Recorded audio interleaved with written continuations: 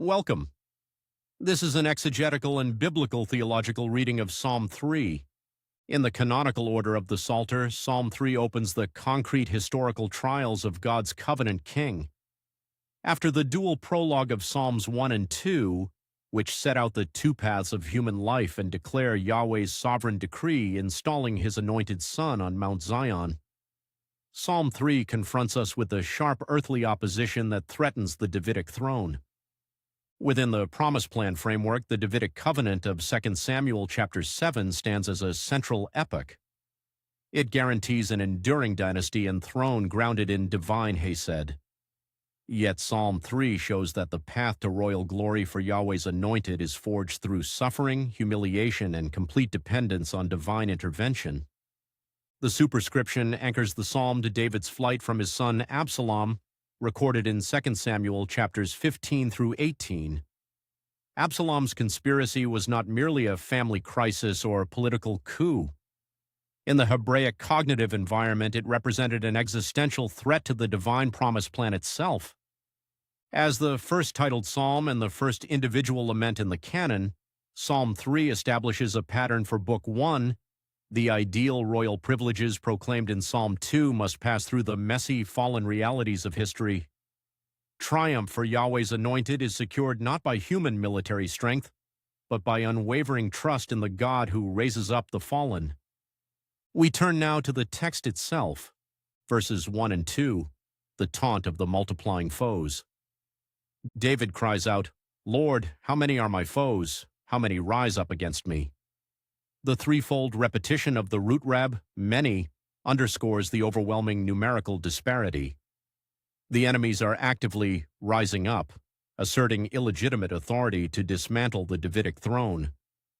The deepest wound is the theological taunt. Many are saying of me, God will not deliver him. The adversaries treat David's past failures and present exile as proof that Yahweh's covenant favor has been permanently withdrawn. By claiming there is no salvation for David in God, they directly challenge the integrity of the promise plan. The section ends with Selah, a call to pause and weigh the depth of the crisis before the turn toward deliverance. Verses 3 and 4 bring the sovereign shield and the holy hill. The dramatic shift begins with the words, "But you, O Lord." David contrasts the mocking consensus of the crowds with the objective reality of Yahweh's character. Yahweh is a shield around him, total multi-directional protection. Though stripped of earthly crown and regalia, David's true glory remains rooted in Yahweh's election. No human coup can take it away. Yahweh is also the lifter of his head. In Hebraic idiom, a bowed head signals shame and grief.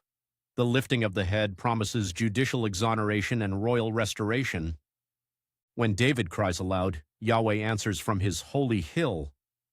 Though driven from Mount Zion, the lines of communication remain open. The decree of Psalm 2, verse 6, "I have installed my king on Zion, my holy mountain," stands firm despite the chaos below. Verses 5 and 6, fearless rest in the face of encirclement. In an ancient Near Eastern military setting, sleep while pursued by a superior force was fatal. Yet David declares, "I lie down and sleep.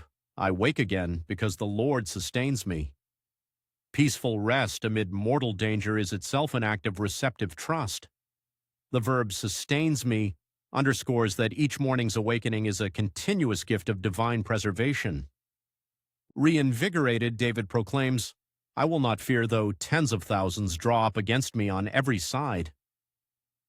As hostile forces multiply from many to tens of thousands, faith in Yahweh scales without limit. Verses 7 and 8, divine intervention and corporate salvation. David petitions, "Arise, Lord, deliver me, my God." He calls Yahweh to arise in direct counter-response to the enemies who rise up against him. He asks God to strike the enemies on the jaw and break the teeth of the wicked. The imagery treats the adversaries as predatory beasts whose power to devour is stripped away. Because their chief weapon was slanderous speech and theological deception, there is no salvation for him. Judgment falls on the very organ of their attack, mouth and teeth. The psalm climaxes in verse 8, From the Lord comes deliverance. May your blessing be on your people. This forms an inclusio with the earlier taunt. The claim that there is no salvation is answered by the declaration that true salvation belongs exclusively to Yahweh. Crucially, the king's personal deliverance expands into a corporate petition for the covenant nation. The Davidic monarch functions as a representative figure. His vindication secures the preservation and blessing of the entire people of God. New Testament writers organically connect the suffering, trust, and vindication of the Davidic king in Psalm 3 to their fulfillments in Jesus Christ and his body. In Matthew chapter 27, verses 42 and 43, the mockery directed at Jesus on the cross, "He trusts in God, let God rescue him now if he wants him," echoes the theological taunt of Psalm 3, verse 2. Jesus is identified as the ultimate Davidic righteous sufferer whose messianic sonship is challenged by hostile forces.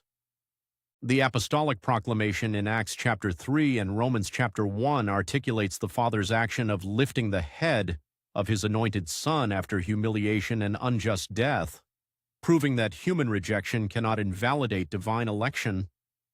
Early Christian writers, including 1 Clement and Justin Martyr, read Psalm 3 verse 5, "I lie down and sleep, I wake again, for the Lord sustains me," as a typological pointer to Messiah's bodily death and resurrection. David's safe awakening from lethal peril prototypes Christ's triumph over the grave. 1 Peter chapter 3 integrates the pattern into the life of the church. Just as Messiah suffered unjustly before being exalted over cosmic powers, so believers share in that trajectory through patient endurance. Psalm 3 stands as a clear demonstration of the organic development of the promise plan.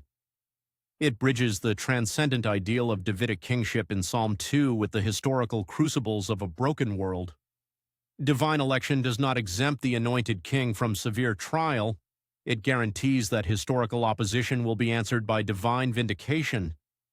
David's concrete flight from Absalom points typologically to the ultimate Davidic son, Jesus Christ, who endured unjust rejection and the cross before being raised and enthroned. At the same time, this messianic realization does not erase the concrete historical realities of ethnic Israel. David's final prayer, "May your blessing be on your people," anchors individual royal vindication to the corporate destiny of God's covenant community. The physical realities of kingdom protection, restoration, and earthly heritage retain their place within the single unfolding promise plan that culminates in cosmic renewal under the reign of the resurrected Davidic king